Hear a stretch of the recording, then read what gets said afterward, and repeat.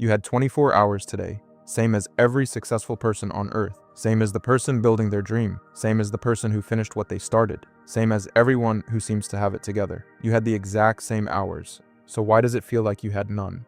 You weren't lazy. You weren't sitting around doing nothing. You were busy, genuinely busy. But when the day ended, nothing important moved. That's not a time problem. That's a leak. And right now, without knowing it, you're losing hours every single day to things you won't even remember tomorrow. This video isn't about waking up at 5 a.m. It's not about extreme routines or cutting out everything you enjoy. It's about something far simpler and far more powerful. Stay with me, because what I'm about to show you will change how you see your entire day. Let's be honest about something most people never admit. Busy and productive are not the same thing. You can move all day, answering messages, jumping between tasks, sitting in meetings, scrolling just for a minute, and still go to bed having done nothing that actually matters. You know exactly what I'm talking about. You sit down to work, you have a clear plan, and then somehow, an hour disappears. You're not even sure where it went. Your brain isn't tired from working, it's tired from switching. Every time you shift attention, from a task to a notification, from focus to a random thought, your brain pays a real cost. It takes time to get back into deep thinking, and most people are doing this 50, 60, 100 times a day without realizing it. The result? Maximum exhaustion, minimum output. Being busy became the excuse, and most people never question it.